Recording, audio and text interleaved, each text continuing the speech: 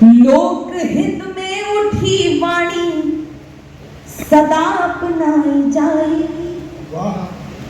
लोकहित में उठी वाणी सदा अपनाई जाएगी। मनुष्यता ही है मजहब, बात यह समझाई जाएगी। मनुष्यता ही है मजहब, बात यह समझाई जाएगी। समय की रेत पर खींची लकीरें मिट भले जाए, मगर हर एक युग में सिर्फ कविता गाई जाए।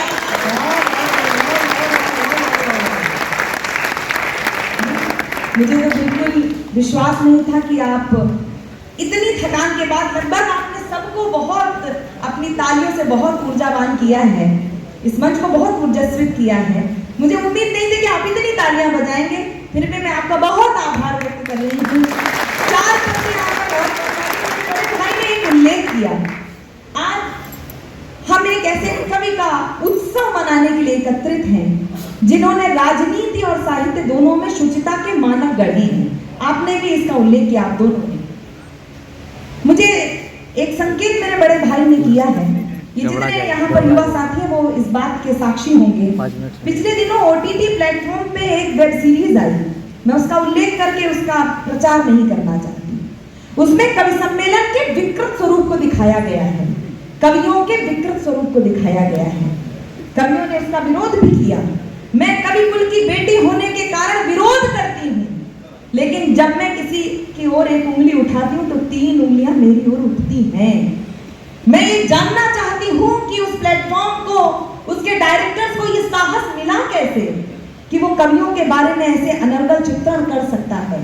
तो मुझे ऐसा लगा कि शायद कहीं ना कहीं प्रदूषण जिसका उल्लेख किया गया है उसका भी विरोध होना चाहिए। आज इस मंच ने बहुत ही सार्थक तरीके से उस प्रकार के क्रियाकलापों का विरोध किया है, क्योंकि इस लोक में आदरणीय, आप सब जानते हैं, आपने कहा मैं YouTube पे सुनता हूँ आदरणीय, बहुत मुझे कष्ट भी है, मुझे शर्मिंदगी भी है इस बात की कि युवा साथी जब कवि सम्मेलन डालते हैं तो उसमें लिखा मिलता है, शीर्षक लिखा मिलता है कि सुनिए संचालक और कवित्री की मीठी नोक झोंक। अब मुझे ये नहीं पता है कि कवि सम्मेलन की कब से परिभाषा होने लगी। यदि मैं उस प्लेटफॉर्म का विरोध करती हूँ तो मैं इस बात का भी विरोध करती हूँ। मैं इस बात का भी विरोध करती हूँ कि यदि कोई कवि, कोई साहित्यकार राजनीति के सिर्फ चरण वंदना यदि करता है तो मैं इस बात का भी विरोध दर्ज कराती हूँ। यदि इस प्रकार के विरोध होंगे तो इस प्रकार के कार्यक्रम सजेंगे। मैं 4 पंक्तियां सिर्फ आप तक पहुंचा रही हूँ कि ये आपने कहा कि कविता जी आपकी कविता को समझने में शायद 1-8 घंटा लग जाएगा, तो मुझे पता है कि हिमाद्रि तुंग शुद्ध से प्रबुद्ध शुद्ध भारती, ये पंक्तियां देने वाला ये धरती, मुझे पता है कि मेरी पंक्तियों को समझेगी भी और मुझे आशीर्वाद भी देगी, क्योंकि ये मेघा यदि से निकल कर यहाँ तक आई है। मैं पंक्तियां समर्पित कर रही हूँ कि ये कविता की यात्रा कहाँ तक पहुंची है। मैं बात प्रारंभ कर रही हूँ, एक एक व्यक्ति मुझे आशीर्वाद दे, सुनेगा। मनुजता पल्लवित पोषित सृजित परिणाम कविता है। आपके इस शुभ अवसर पर, आज के शुभ दिन पर, पुण्य तिथि पर मैं अगर कुछ कह सकती हूँ, उनको समर्पित कर सकती हूँ, तो एक एक व्यक्ति की उपस्थिति चाहती हूँ, सुनेगा। मनुजता पल्लवित पोषित सृजित परिणाम कविता है। धारा को धाम करने में परम निष्काम कविता है। धरा को धाम करने में परम निष्काम कविता है। विवेचक तथ्य से लेकर समझ ले सत्य की भाषा, श्लोक से मंत्र तक की यात्रा का नाम कविता है। मंत्र तक की। और आइए, जिस उद्देश्य से हम सब यहाँ एकत्रित हुए हैं, राजनीति के कुछ लोग यहाँ पर उपस्थित हैं, इसलिए 4 पंक्तियां आप तक पहुंचाती हूँ। यदि आप भी इस बात से सहमत हो, मेरा साथ दीजिएगा। सुनिए। अगर माटी के पुतले देह में ईमान जिंदा है, अगर माटी के पुतले देह में ईमान जिंदा है, तभी इस देश की समृद्धि का अरमान जिंदा है। तभी इस देश की समृद्धि का अरमान जिंदा है। ना भाषण से है उम्मीदें, ना बातों पर भरोसा है। शहीदों की बदौलत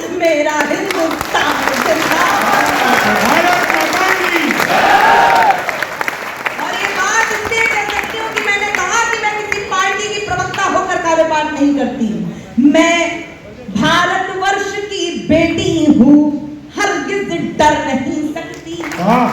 मैं भारतवर्ष की बेटी हूँ, हरगिज डर नहीं सकती। मुझे मालूम है मरने से पहले मर नहीं सकती। मुझे मालूम है मरने से पहले मर नहीं सकती।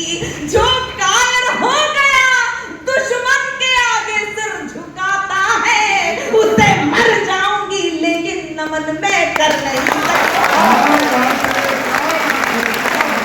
जिंदाबाद। मैं बहुत आभार व्यक्त कर रही हूँ आपका, बहुत धन्यवाद, बहुत आभारी हूँ मैं आपकी।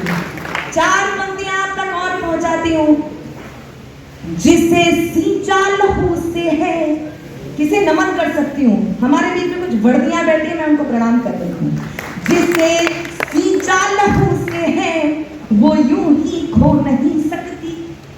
जिसे सींचा लहू से है वो यूं ही खो नहीं सकती। सियासत चाह कर विष बीज हरगिज बो नहीं सकती। वतन के नाम पर जीना, वतन के नाम मर जाना, शहादत से बड़ी कोई इबादत हो। क्या बात है, क्या बात है। जिंदाबाद, जिंदाबाद, बहुत बहुत बहुत। इबादत हो नहीं सकती।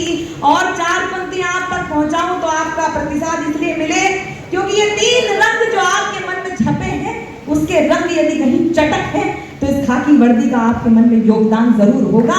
मैं 4 पंक्तियां आप तक पहुंचा रही हूं और एक आदरणीय आप सबकी उपस्थिति में एक बात कहना चाहती हूँ।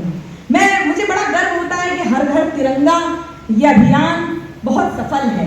आप सब ने अपने घरों में तिरंगा लहराया होगा, लेकिन एक आप सब की ओर से भी एक निवेदन करना चाहती हूँ। सिर्फ 15 अगस्त और 26 जनवरी ही देश का दिन नहीं है, उसके बाद भी तो तिरंगे का सम्मान होना चाहिए। मुझे दुख इस बात का होता है कि जो तिरंगा 15 अगस्त को हर साइकिल पर, हर मोटरसाइकिल पर, हर कार पर, हर घर में लहराता है, वो 16 अगस्त को कहीं ना कहीं फटा हुआ सड़कों पर दिखता है, तो भी ये जिम्मेदारी आपकी ही है। वो तिरंगा तब भी है, और यदि तब आपके मन में वो भावना नहीं उठती तो कविता तिवारी आपसे कह रही है कि अपना दृष्टिकोण बदलिएगा, अगली बार आपको इस तिरंगे में क्या दिखेगा। मैं पंक्तियां समर्पित कर रही हूँ। धरा की लाज वीरों के पराक्रम पर टिकी होगी। क्या शक्ति है हमारे तिरंगे की। आदरणीय जो लोग दिन रात तिरंगे को कोस रहे थे, गालियां दे रहे थे, उनके देश के बच्चे भी यूक्रेन से तिरंगा ओढ़कर अपने घर जा पाए हैं।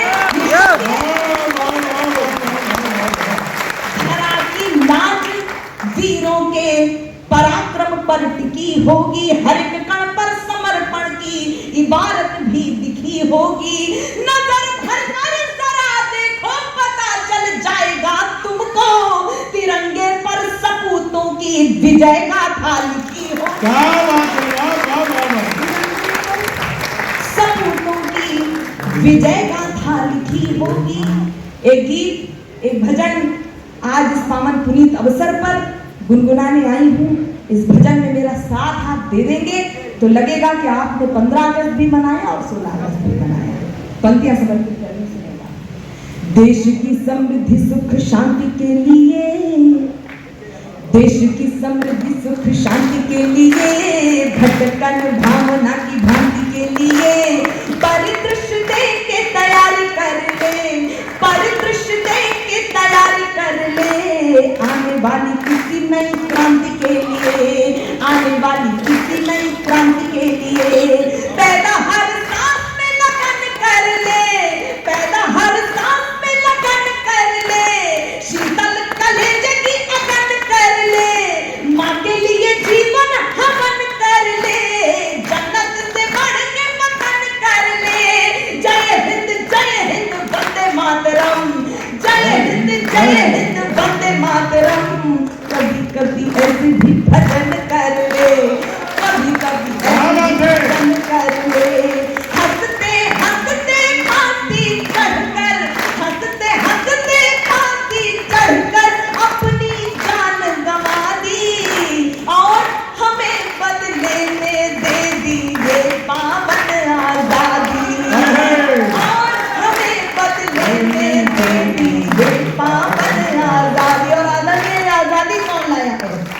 मेरे साथ हो जाइएगा। मंगल का जिंदा यहाँ स्वाभिमान है। यदि किसी को भ्रम हो कि एक परिवार आजादी लेकर आया है, तो आप सबका साथ मुझे मिले। मंगल का जिंदा यहाँ स्वाभिमान है, जरा जरा इंकलाब विद्यमान है। शेखर सुभाष अशफाक की कसम, शेखर सुभाष अशफाक की कसम, हर देशभक्त में भरा गुमान है, हर देशभक्त में भरा गुमान है। जिंदा है सावरकर अंडमान में, एक ही जीवन में दो उम्र कैद शायद किसी भी बलिदानी को नहीं मिली है। ऐसे वीर सावरकर पर भी यदि राजनीति होती हो तो अधिकार करते हैं कि राजनीति पर। जिंदा है सावरकर अंडमान में, कीर्ति की पताका फहरे जहान में, उनके ही बलिदानों का है परिणाम, उनके ही बलिदानों का है परिणाम। खुशियां ही खुशियां है हिंदुस्तान में, खुशियां ही खुशियां है हिंदुस्तान में। मन मेरे खुद को मगन कर ले, अमर शहीदों को नमन कर ले। जय हिंद वंदे मातरम, जय हिंद वंदे मातरम। कभी कभी ऐसे भी भजन कर ले, कभी कभी ऐसे भी भजन कर ले। लाख बवंडर उठे भले हो, राजनीति को समझना होगा। लाख बवंडर उठे भले हो, विपदाओं की आंधी संग खड़े मिल जाएंगे तुमको शेखर बिस्मिल गांधी। संग खड़े मिल जाएंगे तुमको शेखर। और गीत का अंतिम बंद अपने ऋषि को समर्पित कर रही हूँ।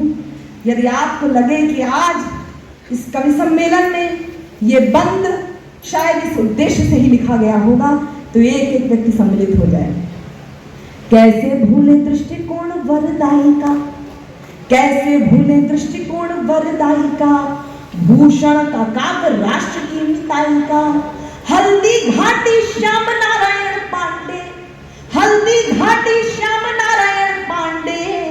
स्वर है सुभद्रा जी की कविताई का, स्वर है सुभद्रा जी की।